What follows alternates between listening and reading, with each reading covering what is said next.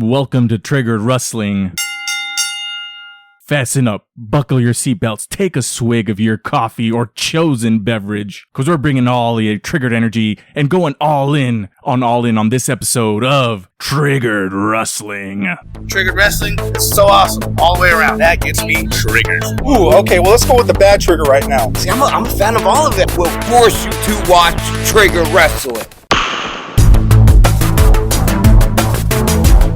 So we just finished up watching AEW's All In. Adrian, how you doing? Oh man, can I be any better? Was I born yesterday and today was just the best day to be alive? Was today the best day to be a wrestling fan? It was. And it was. What was the final tally on the amount of people in the building? It was 81 something 43, I believe. The final tally for the all attendance record, all paid attendance record, is 81,035 people. 81,035 people. That's a lot of neckbeards to be filling up AEW Stadium chanting, "This is awesome."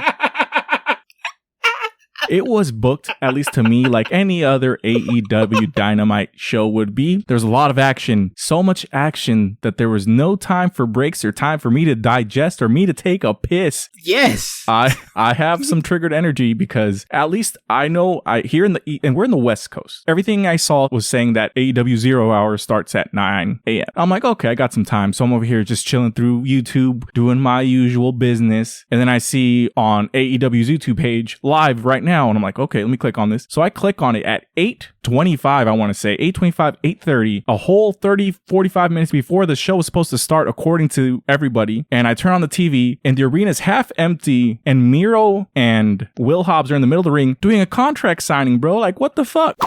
So I missed this contract signing. I did too, man. I had no fucking idea they were even in the arena or even in the country. Yeah, so they got some trigger energy from that because the show really started before then. And I'm like, oh, I wish I would have known they started at 8 o'clock or 8:30, instead of 9 o'clock where they showed everything, Besides that, we got Jeff Jarrett coming out to the ring, full band in hand, and then he is punched in the face by Big Show and Grotto. I don't know who Grotto is, but the crowd seemed to know who he is. I have no idea. I'm assuming it's some UK wrestler, indie wrestler, somebody out there. But enough about Grotto. In the contract signing, I don't know if you noticed, there was a bald guy off to the left next to Miro. That was none other than What Culture's own Simon Miller. Give the man an up real quick. The golden up. Was he next to Barry Barricade? I think so.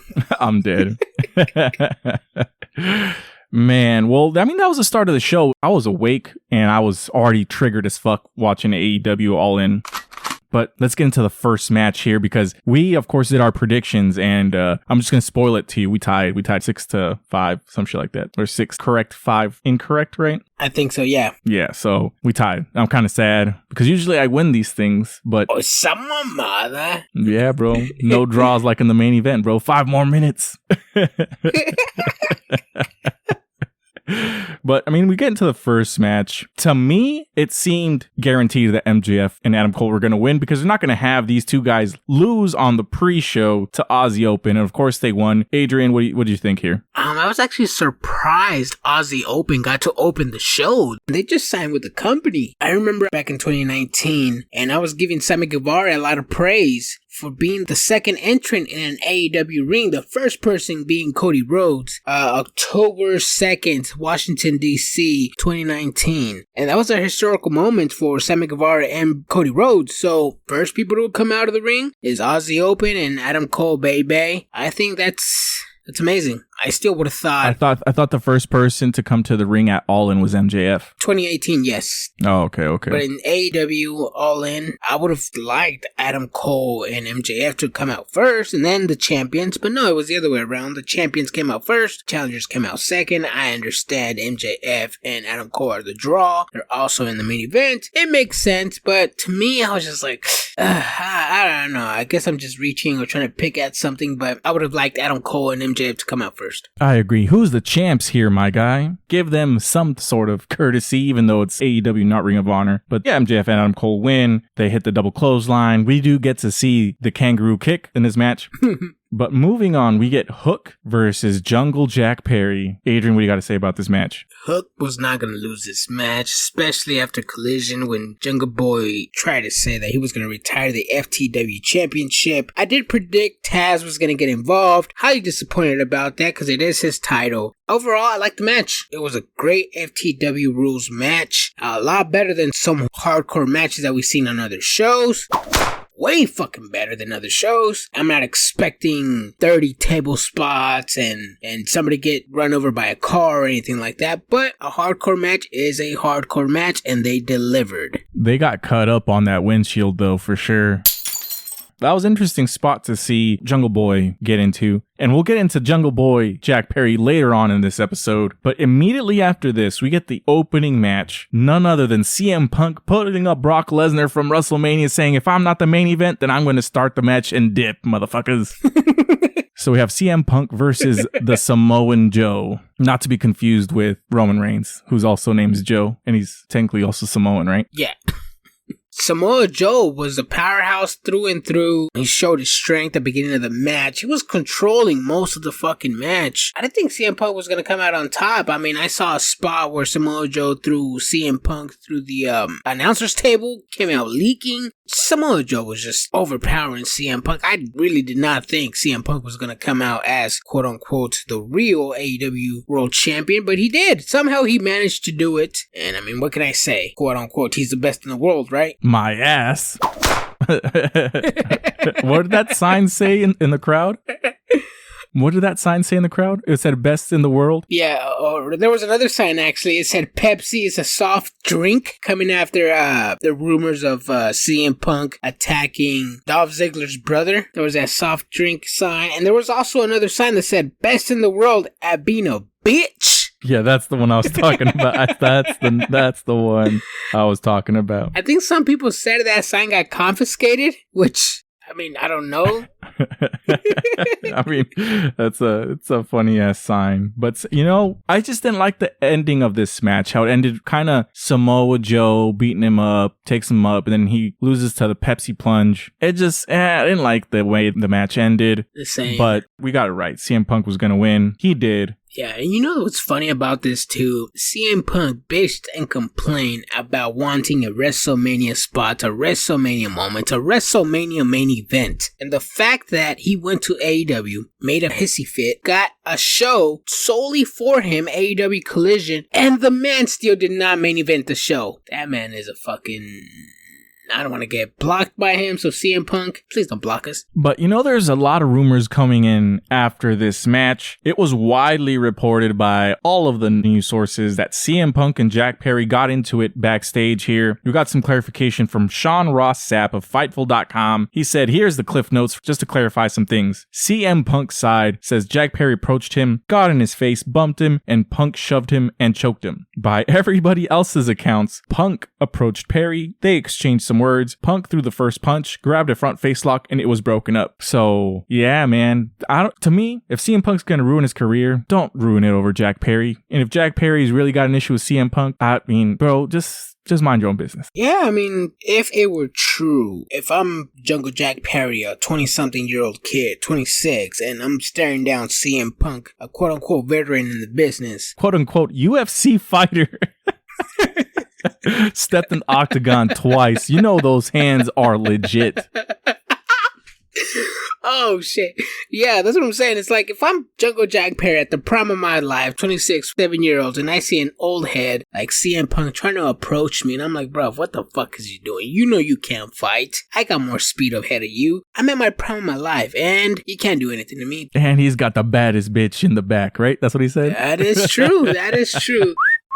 But according to Miro that he tweeted, he said that was fake and untrue. So now, is it true? Is it not? Is it going to lead to a story? What's going to happen? And if it is going to lead to a story, I would like to see CM Punk and the Jungle Jack Perry square off in the squared circle. You know, I think what Miro said was the first CM Punk thing was fake, kind of dispelling the first part. And then there was other rumors going on as well. So he didn't address the other rumors about CM Punk initiating it. He said that the CM Punk side of it was false, is from my understanding. So who knows exactly what really happened back there, but I'm sure we'll get more details in the coming future. Yep, I'm gonna be on those fucking details because I want to know the tea. Then we get Bullet Club Gold versus the fucking Golden Elite, the Bullet Club Elite, whatever the fuck you want to call it. It's Konosuke Takeshita, Jay White, Juice Robinson, and the Juice Robinson versus Kenny Omega, Adam Page, and Kota Ibushi. And this match, to me, I don't know what it was, man. To me, I felt like it took so long, this match. And I love Kenny Omega. He's a good performer in the ring. But just to me, the match, it just seemed too long. I don't know if I just wasn't paying too much attention to it. I'm not too sure. Adrian, what do you think about this match? Yeah, a lot of people said it looked too long, but the only reason why it may have looked too long for some people, it was only a 20-minute match. That's a normal time standard for a match. I mean, I understand WWE likes to do squash matches, no more than 5 minutes, no more than 6, 7, 8, 9 minutes. A 10-minute match in WWE is too way fucking long, so I understand where you're coming from. But this match did seem a little too long, only because they kept getting their spots in. Move after move after move. Everybody had a fucking spot. Juice Robinson even took Kenny Omega out. Jay White, Konosuke, and Omega finally met in the squared circle 1v1. It was amazing. Everybody got their moves in. Everybody got to shine. Everybody got to do their finisher, or at least some, more than others. And then you say all of that, and then it's just a schoolboy roll-up. Yep. You snooze and you lose, bruv. And you know, in the words of Simon Miller, who we name dropped earlier, that is the most devastating move in all of sports entertainment.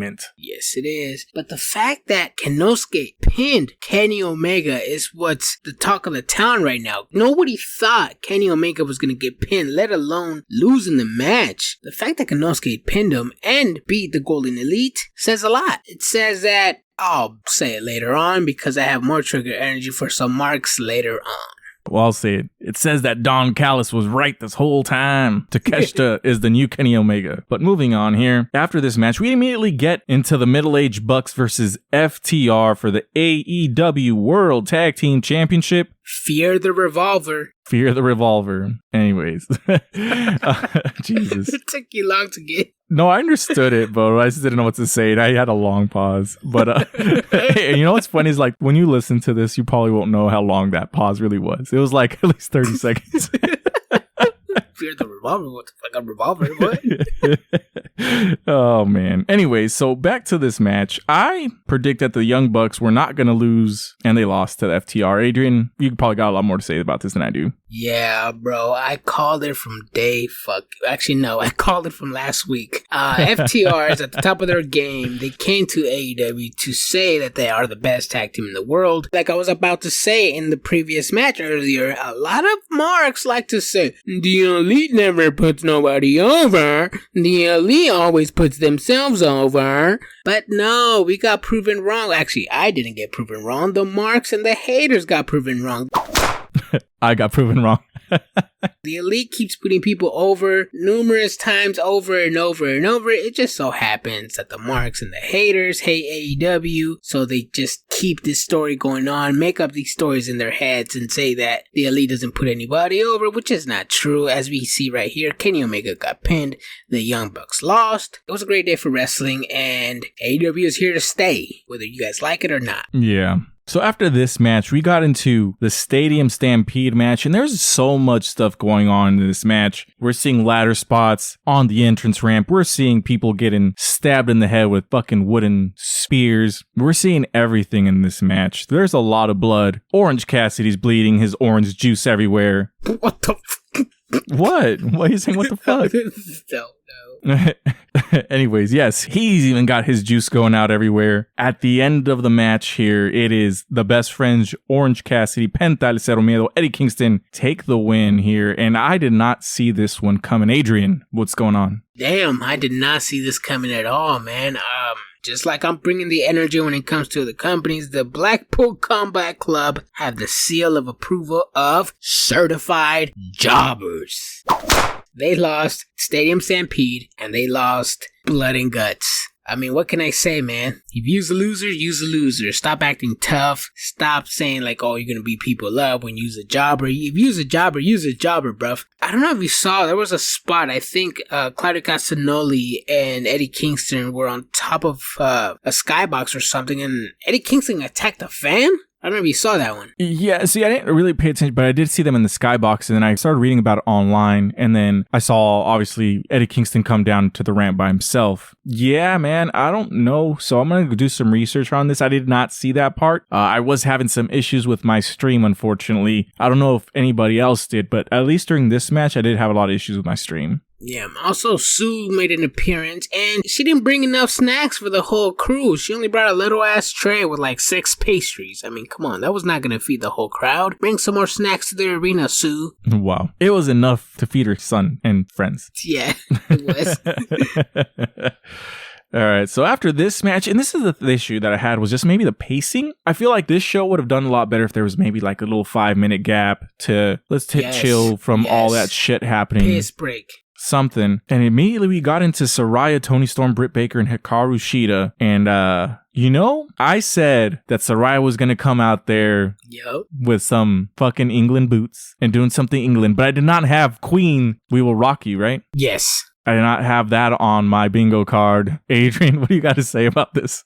We called it, man. We said she was going to come out whole ass Selena Vega push with the UK flag. She did have it on her gear. Came out with her whole ass family. I mean, pretty much we called it. I said, if the camera pans out to her family while the match is going on, she's going to win.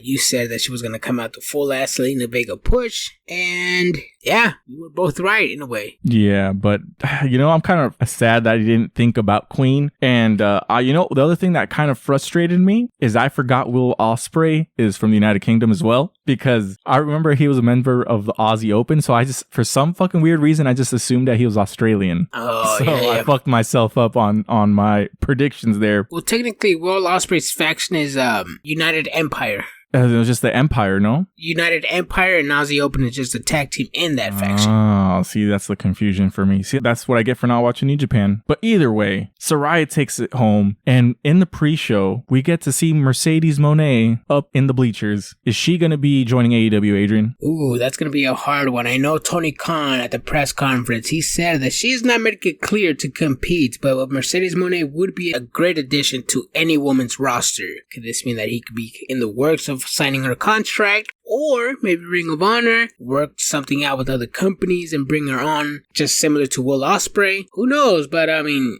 1/4 of the 4 horsewomen in AEW would be a good addition, whether you call her Botcha Banks or Sasha Banks, or the cousin of Snoop Dogg, or the niece of Snoop Dogg. Why'd you say nephew? I don't know.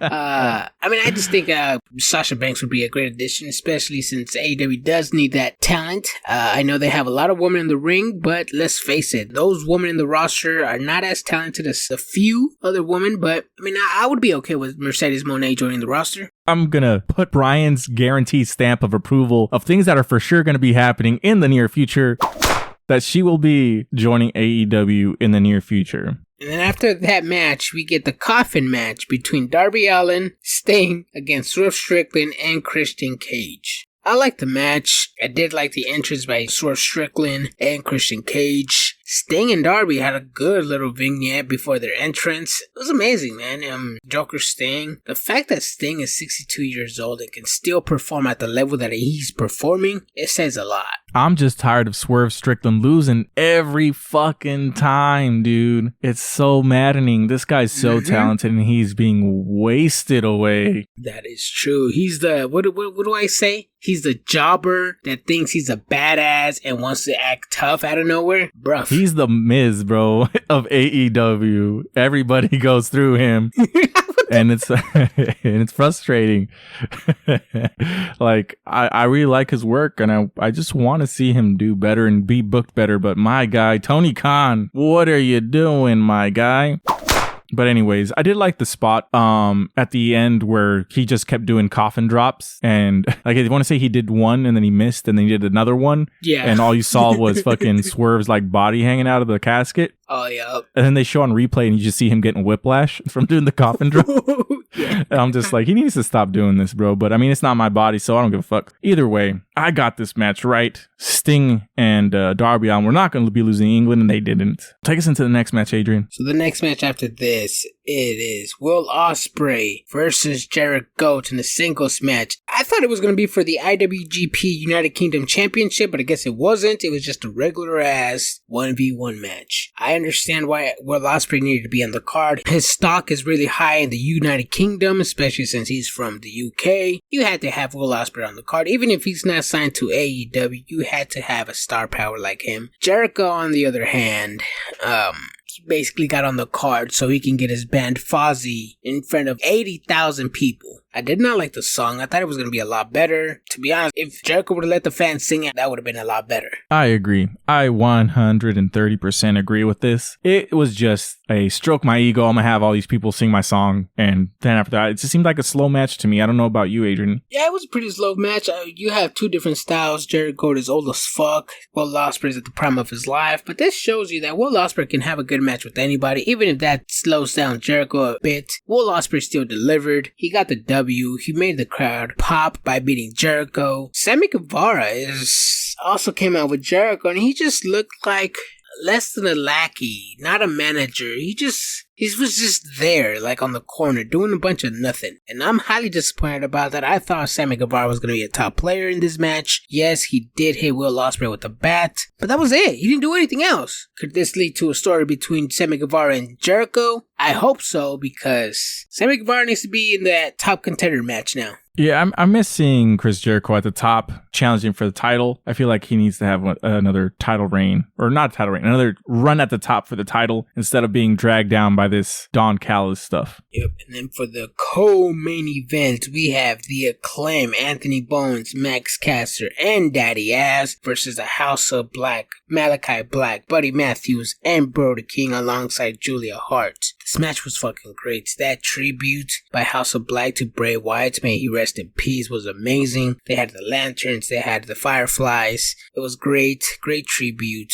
Daddy Ass and the Acclaim always coming to deliver, especially when it comes to their entrances. I thought this was going to be a retirement match for Billy Gunn. Apparently it wasn't, because they did come out victorious and got crowned the new AEW World Trios champions. I like the match. What about you? I just think it's funny that they had technically 3 fucking no-holds-barred matches here. They had Hook, the FTW rules match. Then they had the Coffin match. I guess you could say that's no rules, right? And then they also had the Stadium Stampede match. Yep. And then they had this one, which is open house rules. And then they chose essentially hardcore, right? Falls count anywhere. Yeah, no holds barred. No holds barred. That's what it is. So essentially, falls count anywhere, hardcore match. They did the scissor me drop, with the leg drop, the scissor drop, whatever that name is. Yeah, scissor drop on Julia Hart. On Julia Hart. And to me, like, I like the Acclaim. Don't get me wrong. I like them. I like what they do. They have the crowd popping. But you leave my House of Black just to lose on the biggest stage, just to get these guys over to have a big pop. Like, you're going to get the big pop the next match anyways. This is the thing that I'm talking about. Like, you got to pace your matches some. If you would have slipped this match maybe further middle down the card to get the crowd popping, or maybe more towards the beginning of the card, I think would be better. I think to me, it's just too many gimmick matches, too many high points to where, the way I want to explain to me, with WWE pay-per-views, it has like a steady build-up. It like starts at a certain level, builds up,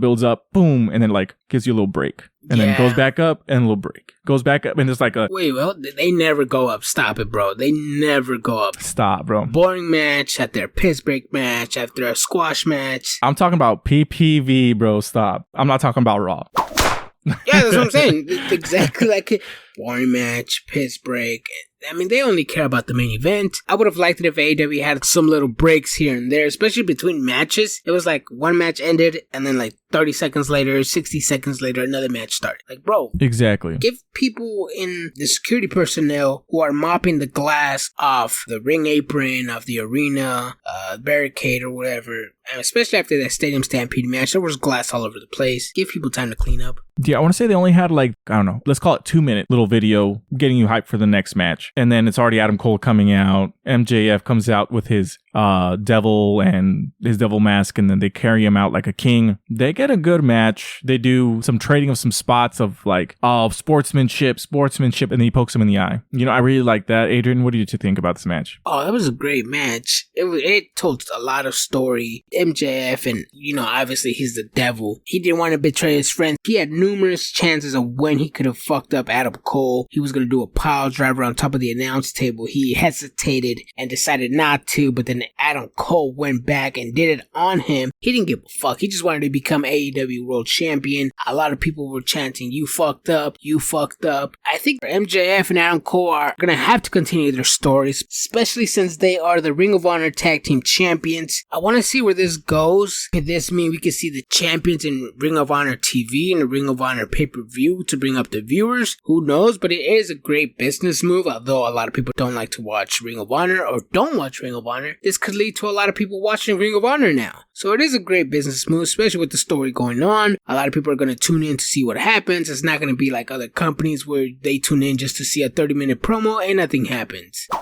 Most likely something is going to happen every time you tune in. I'm going to be tuning in, and I may buy an Honor Club from now on. Well, if you're going to be a mark like Adrian and purchase Honor Club, let us know at our social media here, Triggered Wrestling on X, formerly known as Twitter. We are Trig_Wrestling, TRIGG_Wrestling. But yeah, Adrian, so during this match, we did see Roderick Strong try to help out Adam Cole. Adam Cole denied it and then loses via surprise roll-up. And then after that, we saw some teases of Adam Cole turning on MJF. And I like that. I like that they, I guess, ended the show as best friends, hugging, thugging it out, some would say. But I really like the ending of this pay-per-view. Yeah, both men standing tall. Yes, one of them was a loser, the other one was a winner. But at the end of the day, they both won. The fans won. Wrestling won today. No matter what you prefer, whether it's one company or the other, it's more wrestling. Isn't that what we want? I know a lot of old heads out there talk about, oh, this is supposed to happen in wrestling. This is supposed to happen in wrestling. But yet, when WCW died, they couldn't say shit. Nobody was really stepping up in TNA, Impact. For some reason, once AEW comes around, all these old heads like to talk. All this yapping, all this chirping. I remember seeing a quote. I think you sent it to me. I think it was Eric Bischoff or somebody that said, the best wrestler in the world is the one that makes the most money. And so what if it's AEW? So what if it's WWE? As long as these guys are making money and providing for their families, that's all that matters. But for some reason, according to all these old heads, these AEW haters, when it's AEW money, it doesn't matter. They want to squash it. They want to kill it. But at the same time, they want wrestling to succeed. So how the fuck is wrestling going to succeed when they're trying to kill a promotion? Make it make fucking sense. I just want to say, I don't want to kill AEW, but I just want to critique them so much so they make some changes because, yes, I know it's a wrestling company and they wrestle and all this stuff, but you got to still give us a reason for them to fight, you know? Yeah, that's another thing I keep bringing up too, especially on our regular episodes. People bark and chirp and whatever they want. They can say whatever they want about AEW. Nobody's going to defend. You're entitled to your own opinion, but when it comes to the other company, the WWE, when they keep giving you the same main event after the same main event, over and over and over, competitive matches. They only have like one every once a month. They have rematches on a regular basis, weekly basis. But for some reason, I think just WWE marks are used to a style that they don't appreciate another style. Don't even want to give another style a chance. I mean, I gave AEW a chance and they lost me. I mean, they lost me within like 6 months. Now, then I gave it a break for like a couple years, and then I'm back watching it when we started this podcast. And you know, it gives and takes. There's certain things they do good, some things they do bad. Just like WWE, there's things that they do really good, things that they do really bad, like giving us the same fucking main event 4 weeks in a row on Monday Night Raw. You know, it is what it is. We got to critique it on both sides, and hopefully somebody hears us and, you know, changes it up a little bit. We like to say this a lot. Both companies have a lot of people in catering, and one company likes to have a bunch of rematches over and over and over, and it just gets boring. It's like you're giving us the same shit over and over, and it's not even fun anymore. You're not even doing anything different. You're not even giving us a stipulation. You're not even giving us a move that's different from the one that before. I don't know. I hear you, Adrian. This is why I stopped watching WWE back in 2014. It's the same bullshit over and over, and for some reason, the marks just keep eating it up. Damn, Adrian. I know they love glizzies, but I mean, damn, are they really that good? That's AEW, bro. They're the hot dog central in catering, apparently. But moving on, they're going to have All In again in England, August 23rd, 2024, as announced during the pay-per-view. And the thing that I'm not looking forward to is next week. It's All Out in Chicago. It's another pay-per-view for AEW with no build-up. Yeah, the only build-up that's been brewing is basically Miro and Will Hobbs. The other match announced is going to be Ruby Soho. Yeah, and Chris Statlander for the TBS title. Yeah, at the press conference, it was announced that Penta El Zero M was going to be facing Orange Cassidy for the All Atlantic Championship, and then Orange Cassidy said, if I beat Penta, I'm going to challenge Moxley. Most likely that's going to be set out for All Out. Moxley, Orange Cassidy at All Out for the All Atlantic Championship. So Penta versus Orange Cassidy on Dynamite, you said? Yes, Penta's losing, obviously. Jesus Christ. Yeah, and then Moxley versus Orange Cassidy. Well, I mean, fuck if this John Moxley wins the All International Championship. Hopefully it means something. Where the fuck is the TNT title at? Christian Cage has it. He was there. I know, but he's not the champion, bro. Luchasaurus is the champion. Oh my, Luchasaurus is letting that man hold the fucking title. I don't know why. It's great heel work. That's all I could say. It is what it is, man. But Adrian, anything else you want to say to our listeners? The only thing I do want to say is that we got blocked once again. And this is on Twitter by a little page called AEW Botch. AEW Botches? I don't know why. I mean, all I was doing on Twitter was just praising AEW. Could this affect our podcast or social media? Absolutely not. If you're going to create your social media solely on the fact that you're going to trash on one company, expect people to talk shit back. But like how we say in Spanish, si te vas a llevar, te vas a aguantar, perro. It's just, I mean, if you're going to joke around, just, expect people to joke around with you. Yeah, it'd be okay when people joke back with you or whatnot, And I wasn't even being insulting. I wasn't throwing low blows. All I did was just send a Peter Griffin meme crying in a closet wearing a WWE hat. And apparently that's too much for some WWE marks. And the words of your boy, Enzo Amore, that is SAWFT. Soft. See, Big Bill, another failed AEW guy. But, there's so many of them. Adrian, anything you want to say before we get off? Nothing really. I just hope All Out delivers, especially with the woman matches. We only had one women's match here at this pay-per-view. Hopefully they have 2, probably 3 at All Out. I know it's going to be a lot of quick writing or a lot of quick, what do you like to call it? What do you like to say when it comes to Tony Khan? Zero build-up, zero entertainment. If that happens, well, it will happen. Just put some women's matches on there because we only had one on the card. Yeah, there's 11 matches here, and 4 women were stuffed into one match. And if you only have one match, I mean, there's only going to be one match, dude. There's only one more title, and there's nobody else beefing unless you just want to put Sky Blue versus fucking Nyla Rose, Yeah. Doesn't make sense. It doesn't. Yeah, it is what it is. We'll see what happens here in the next week for All Out, but this is us signing out here from Triggered Wrestling. We're Triggered Wrestling. Stay triggered. Bang, bang.